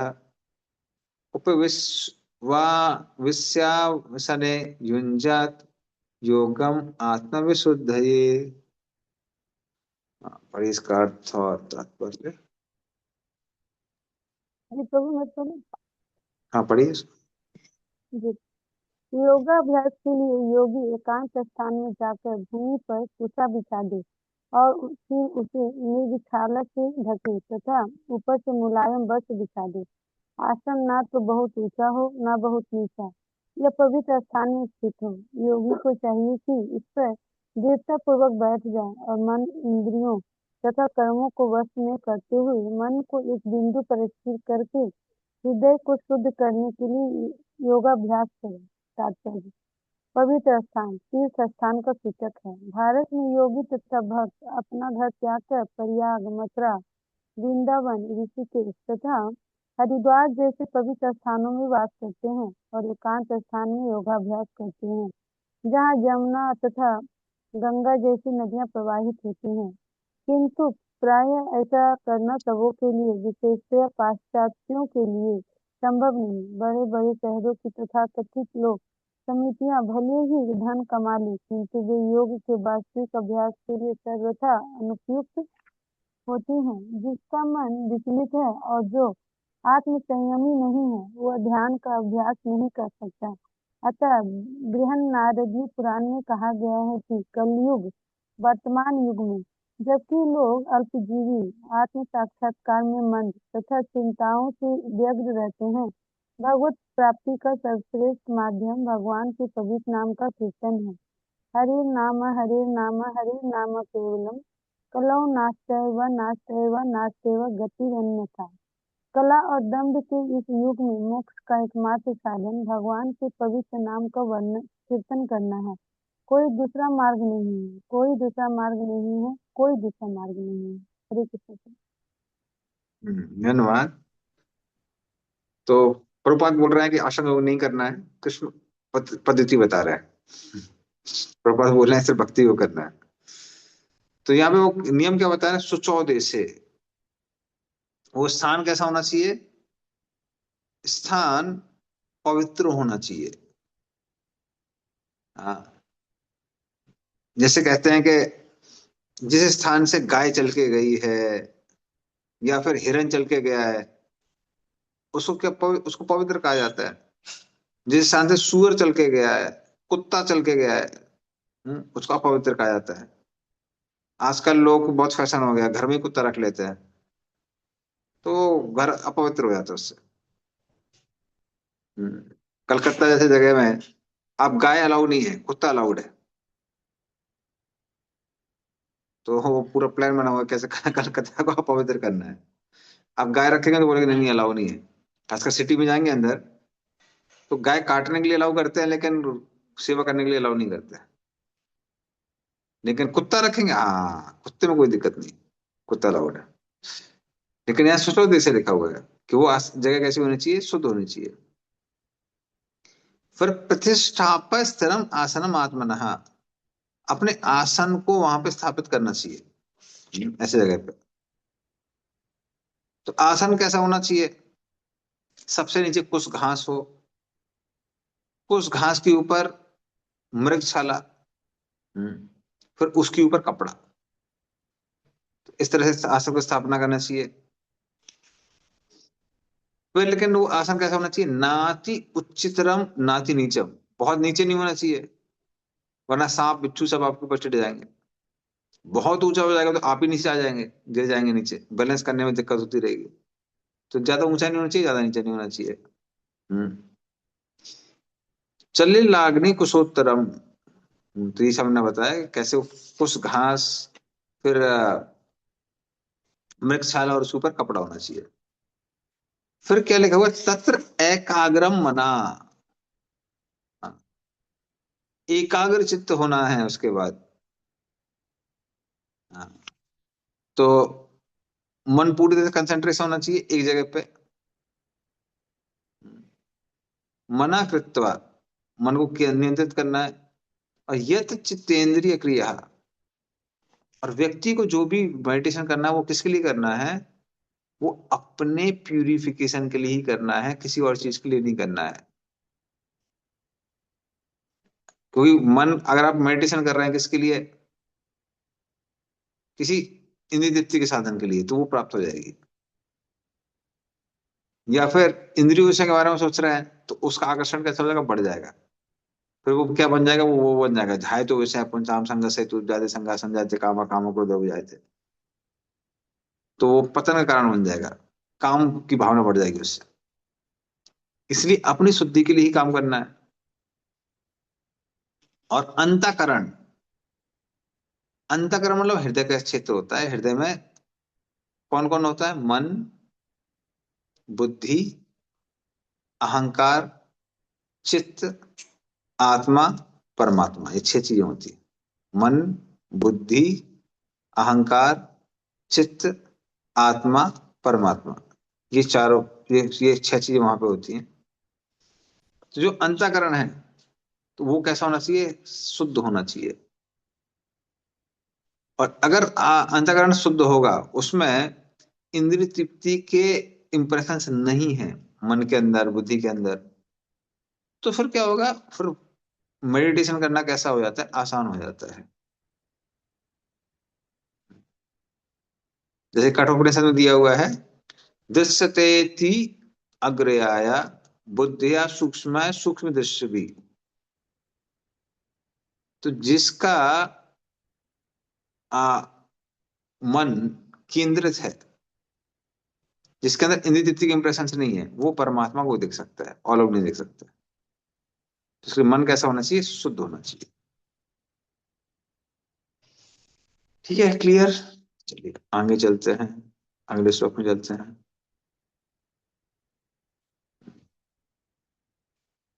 समम काय शिरो ग्रीवम धारयन अचलम स्थिरः संप्रेक्ष्य नासिकाग्रम सौंदर्यशान्वलोकयन् प्रशांतात्मा विगतभीर ब्रह्मचारी वृते स्थितः मना संयम्य मच्चित्तो युक्त आसीत मत्परः। पढ़िए इसका अर्थ और तात्पर्य। हरे कृष्ण प्रभु, मैं पढ़ता हूँ प्रभु। हाँ जी। योग अभ्यास करने वाले को चाहिए कि वह अपने शरीर, गर्दन तथा सिर को सीधा रखे और नाक के अगले सिरे पर दृष्टि लगाए। इस प्रकार वह अविचलित तथा दमित मन से, भय रहित, विषयी जीवन से पूर्णतया मुक्त होकर अपने हृदय में मेरा चिंतन करे और मुझे ही अपना चरम लक्ष्य बनाए। तात्पर्य: जीवन का उद्देश्य कृष्ण को जानना है, जो प्रत्येक जीव के हृदय में चतुर्भुज परमात्मा रूप में स्थित है। योग अभ्यास का प्रयोजन विष्णु के इसी अंतर्यामी रूप की खोज करने तथा देखने के अतिरिक्त और कुछ नहीं है। अंतर्यामी विष्णु मूर्ति प्रत्येक व्यक्ति के हृदय में निवास करने वाले कृष्ण का स्वांश रूप है, जो इस विष्णु मूर्ति की अनुभूति करने के अतिरिक्त किसी अन्य कपट योग में लगा रहता है। वह निसंदेह अपने समय का अपव्यय करता है। कृष्ण ही जीवन के परम लक्ष्य है और प्रत्येक हृदय में स्थित विष्णु मूर्ति ही योगाभ्यास का लक्ष्य है।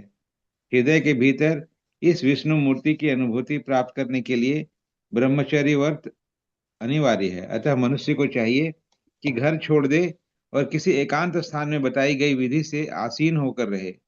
नित्य प्रति घर में या अन्यत्र मैथुन भोग करते हुए और तथाकथित योग की कक्षा में जाने मात्र से कोई योग नहीं हो जाता।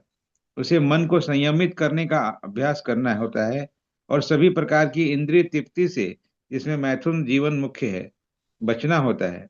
महान ऋषि याज्ञवल्क्य ने ब्रह्मचर्य के नियमों में बताया है, कर्मणा मनसा वाचा सर्वावस्थासु सर्वदा सर्वत्र मैथुन त्यागो ब्रह्मचर्यम प्रचक्षते। सभी कालों में, सभी अवस्थाओं में तथा सभी स्थानों में मनसा वाचा कर्मणा मैथुन भोग से पूर्णतया दूर रहने में सहायता करना ही ब्रह्मचर्य व्रत का लक्ष्य है। मैथुन में प्रवृत्त रहकर योगाभ्यास नहीं किया जा सकता। इसलिए बचपन से, जब मैथुन का कोई ज्ञान भी नहीं होता, ब्रह्मचर्य की शिक्षा दी जाती है।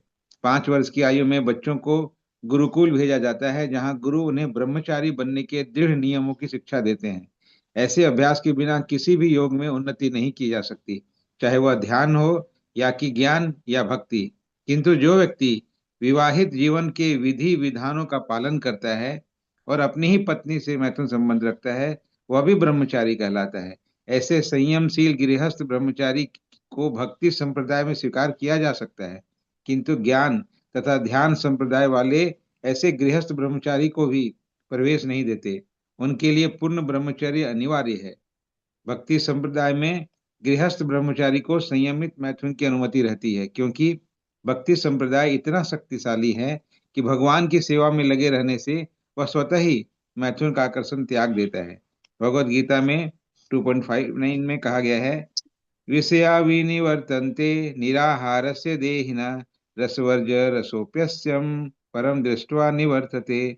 जहाँ अन्यों को विषय भोग से दूर रहने के लिए बाध्य किया जाता है, वहीं भगवत भक्त भगवद रसावसादन के कारण इंद्रिय तृप्ति से स्वतः विरक्त हो जाता है। भक्त को छोड़कर अन्य किसी को इस अनुपम रस का ज्ञान नहीं होता। विगत भी पूर्ण कृष्ण भावना विगत भी पूर्ण कृष्ण भावना भावित हुए बिना मनुष्य निर्भय नहीं हो सकता। बद्ध जीव अपनी विकृत स्मृति अथवा कृष्ण के साथ अपने शाश्वत संबंध की विस्मृति के कारण भयभीत रहता है।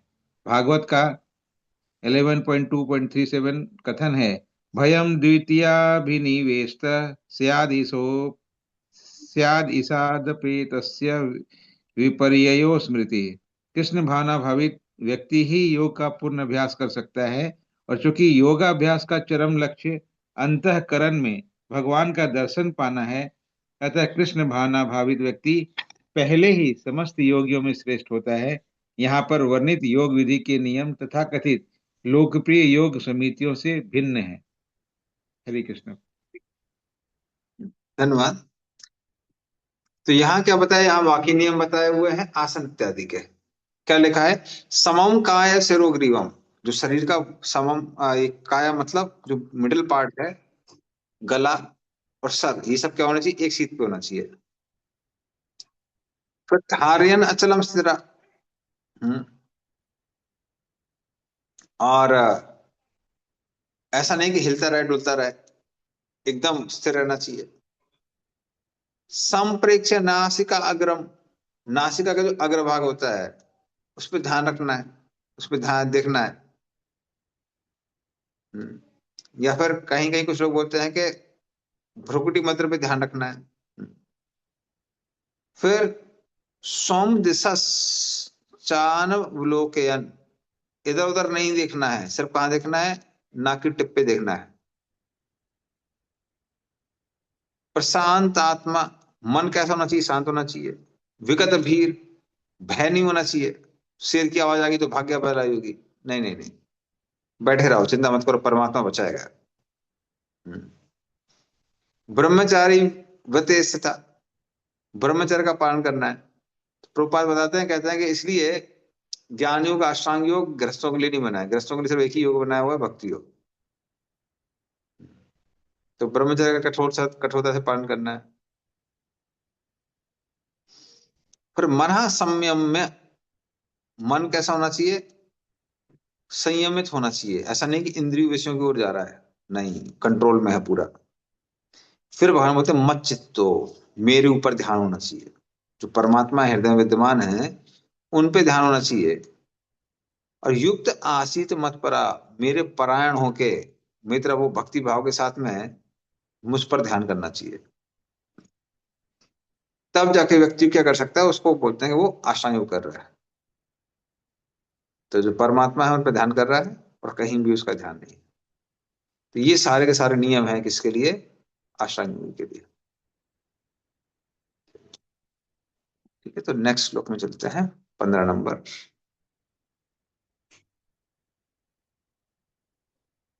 युञ्जन्नेवं सदात्मानं योगी नियतमानसः शान्तिं निर्वाण परमां मत्संस्थाम् अधिगच्छति। बड़े इसका अर्थ होता है।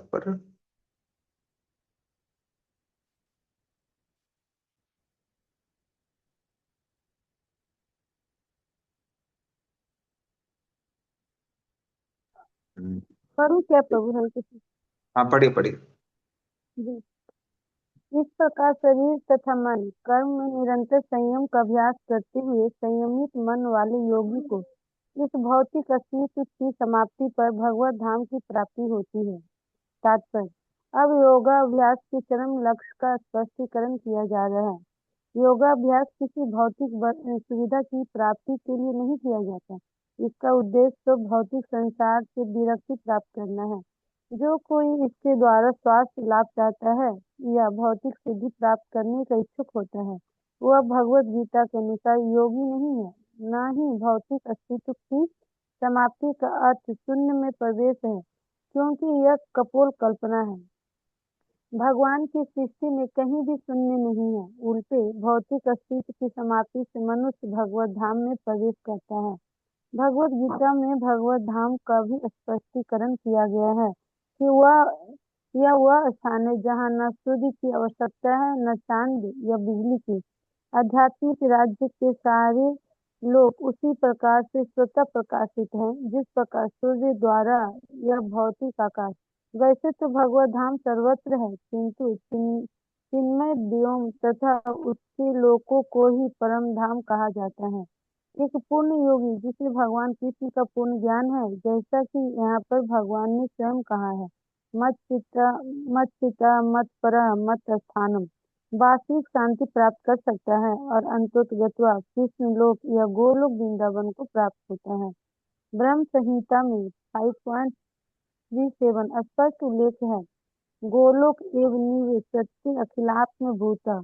यद्यपि भगवान सदैव अपने धाम में निवास करते हैं, जिसे गोलोक कहते हैं, तो भी वे अपनी परा आध्यात्मिक शक्तियों के कारण सर्वव्यापी ब्रह्म तथा अंतर्यामी परमात्मा है। कोई भी कृष्ण तथा विष्णु रूप में उनके पूर्ण विस्तार को सही सही जाने बिना वैकुंठ में या भगवान के नित्य धाम गोलोक वृंदावन में प्रवेश नहीं कर सकता। अतः कि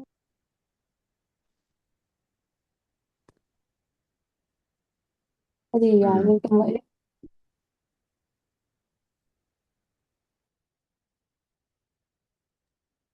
हाँ प्रभु मैं आगे कंटिन्यू कर देता हूँ प्रभु। कंटिन्यू करते।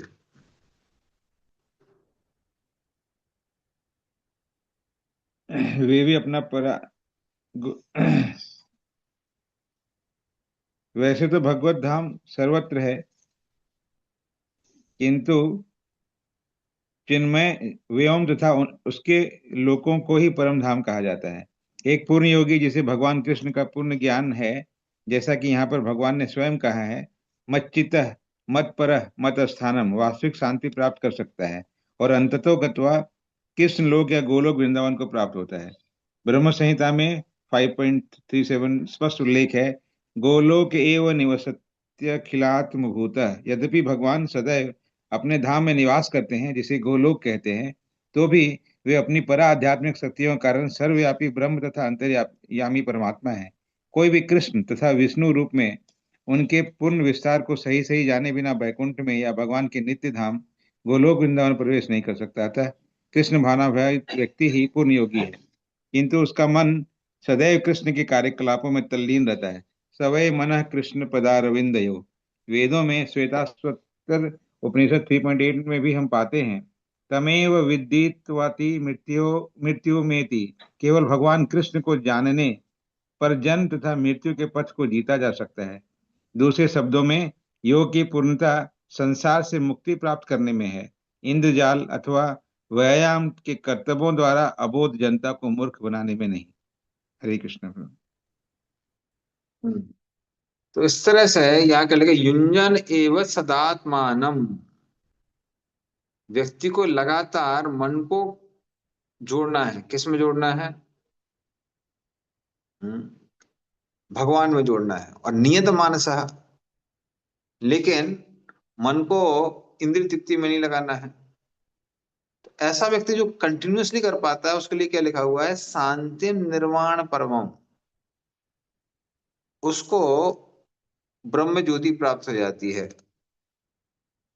और उस ब्रह्म ज्योति के बारे में भगवान क्या बोल रहे हैं? मत संस्थानम। वो मेरा ही एक रूप है। क्योंकि भगवान के शरीर से जो निकलने वाली किरणें हैं, उनको हम लोग क्या बोलते हैं? उन्हीं को हम ब्रह्म ज्योति कहते हैं। मम स्थानम संस्थानम अधिगच्छति। उसको वो क्या करता है? प्राप्त करता है। तो जो कंटिन्यूअसली समाधि में रह पा रहा है, वो ब्रह्म को प्राप्त कर सकता है, बाकी लोग नहीं कर सकते। हालांकि प्रभुपाद बता रहे हैं कि अल्टीमेटली जो सबसे स्टेबल जगह है भगवान किसी भी जीव के लिए, वो क्या है? गोलोक वृंदावन जाना है। पर ये हाँ किसके लिए बता रहे हैं? इस योगी के लिए बताया जा रहा है कि वो किसको प्राप्त करता है? क्योंकि ब्रह्म ज्योति को प्राप्त करता है। निर्वाण परमम, परमम निर्वाण को प्राप्त करता है। ठीक है, चलिए अगले श्लोक में चलते हैं।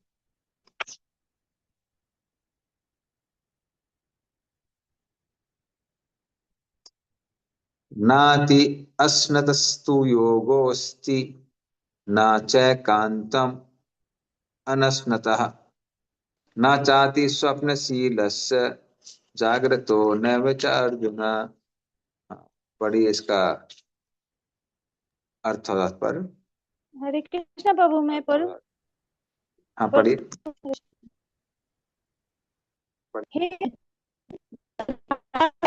क्या बहुत कम खाता है, जो अधिक सोता है अथवा पर्याप्त नहीं सोता, उसके योगी बनने की कोई संभावना नहीं है। तात्पर्य, यहाँ पर योगियों के लिए भोजन तथा नींद के नियमन की संतुष्टि की गई है। अधिक भोजन का अर्थ है शरीर तथा आत्मा को बढ़ने के लिए आवश्यकता से अधिक भोजन करना। आकांक्षा की आवश्यकता नहीं है कि प्रचुर मात्रा में अन्न, साल तथा दुग्ध उपलब्ध है। ऐसे सादे भोज्य पदार्थ भगवत गीता के अनुसार सतोगुणी माने जाते हैं। मांसाहार तो तमोगुणी है। अतः जो लोग मांसाहार करते हैं, मद्यपान करते हैं, धूम्रपान करते हैं और किसी को भूख लगाए भोजन करते हैं, वे पाप कर्मों का भोग करेंगे, क्योंकि वे केवल दूषित वस्तुएं खाते हैं। भुज्यते ते अघम पापा ये पचती अपना। जो व्यक्ति इंद्रिय सुख के लिए खाता है या अपने लिए भोजन बनाता है, किंतु श्री कृष्ण को भोजन अर्पित नहीं करता, वो केवल पाप खाता है। जो पाप खाता है और नियत करता है, वो पूर्ण योग का पालन नहीं कर सकता। सबसे उत्तम यही है कि श्री कृष्ण को अर्पित भोजन के उच्छिष्ट भाग को ही खाया जाए। कृष्ण भावना भावित व्यक्ति कभी भी ऐसा भोजन नहीं करा इससे पूर्व किया गया हो। अतः केवल कृष्ण भावना भावित व्यक्ति ही अभ्यास में पूर्ण प्राप्त कर सकता है। न ही ऐसे व्यक्ति कभी योग अभ्यास कर सकता है जो कीर्ति उपवास की अपनी विधियां निकल कर भोजन नहीं करता है। कृष्ण भावना भावित व्यक्ति शास्त्रों द्वारा अनुमोदित उपवास करता है। ना तो वो से अधिक उपवास रखता है, ना ही अधिक खाता है। इस प्रकार वो योगाभ्यास करने के लिए पूर्णतः योग्य है। जो आवश्यकता से अधिक खाता है वो सोते समय अनेक सपने देखेगा, अतः आवश्यकता से अधिक सोएगा। मनुष्य को प्रतिदिन 6 घंटे से अधिक ही सोना चाहिए। जो व्यक्ति 24 घंटों में 6 घंटों से अधिक सोता है वो अवश्य ही तमोगुणी है। तमोगुणी व्यक्ति आलसी होता है और अधिक सोता है। ऐसा व्यक्ति योग नहीं करता। हरे कृष्णा। हरे कृष्णा। हरे तो कृष्णा। यहाँ इस श्लोक में 16 और 17 में योग के जो वाकई नियम है वो बताए गए हैं। यहाँ क्या बताया गया है कि व्यक्ति को ज्यादा नहीं खाना है और कम नहीं खाना है। बहुत कम खाएगा तो क्या होगा, तो फिर मन परेशान करेगा, भूख लगती रहेगी। और ज्यादा खाएगा तो क्या हो जाएगा, सो जाएगा। इसलिए बोलते हैं कितना खाना चाहिए, आधा पेट खाना चाहिए। 1/4 छोड़ना चाहिए जल के लिए, 1/4 छोड़ना चाहिए हवा के लिए। इतना नहीं खाना है कि सांस लेने में दिक्कत हो रही है। कई लोग इतना खाते हैं तब तक खाते रहते हैं जब तक सांस लेने में दिक्कत ना हो। उतना खाएंगे तो पक्का गड़बड़ हो जाएगा। तो हिसाब से खाना है। फिर बहुत कम नहीं सोना है। बहुत कम सोते हैं तो क्या होता है, मन कंट्रोल नहीं रहता, मन परेशान करता है, हाथ पैर दर्द करता रहेगा, मन इसी में लगा रहता है। तो बहुत कम नहीं सोना है और बहुत ज्यादा भी नहीं सोना है। बहुत ज्यादा सोने से भी दिन भर आलस आता रहता है, व्यक्ति पहला दिन रात सोते ही रहेगा। तो प्रभुपाद बोलते हैं कि लगभग 6 घंटे की जो नींद है वो जो थोड़ी सी यहाँ वहां वेरी कर सकती है अलग अलग लोगों पे, वो नींद पर्याप्त है। बहुत कम सोने वाले का मन विचलित रहता है, बहुत ज्यादा सोने वाले का भी मन विचलित रहता है। तो जिसका खाना पीना नियमित नहीं है, सोना नियमित नहीं है, तो वो व्यक्ति के लिए योग करना बहुत मुश्किल है। खासकर रात के समय जो ज्यादा खाते हैं और खाना कैसा बचा रहता है, अपचित, इनडाइजेस्ट फूड, वो क्या करता है, वो सपने उत्पन्न करता है। तो रात को अगर बहुत ज्यादा खा लिया, फीस्ट खा ली बहुत बड़ी और पचा नहीं है, तो वो क्या करता है, वो सपना करता है। वो फिर वो सपने आएंगे तो सपने सुबह सुबह भी दिखाई देंगे जब आप जब करेंगे। जब करते करते खुराटे आने लगते हैं, फिर उसके बाद में सपने आने लगते हैं। आपको देखने लगता है गोलोक वृंदावन में है। नहीं नहीं, अभी गोलोक वृंदावन इसको जब करना पड़ेगा। तो वो सारी चीजें होने लगती है। कब होने लगती है, जब अगर नींद पूरी नहीं हुई है तो। इसलिए आइडियल क्या क्या बोला गया है आयुर्वेद के अनुसार, सुबह राजा की तरह खाना चाहिए। जितना ऑपुलेंट है यहाँ वहां जो भी तला वाला खाना है सब सुबह खाना है। दोपहर में खाना चाहिए एक साधारण इंसान की तरह। आपका जो भी साग सब्जी राइस दाल जो भी है, चपाती चपाती, वो सब दोपहर का भोजन। और रात को खाना चाहिए भिखारी की तरह। उतना खाना है जो पच जाए, क्योंकि जैसे जैसे सूरज उगता है डाइजेशन बढ़ता है, जैसे अस्त होता है तो डाइजेशन कैसा होता है, कम होता है।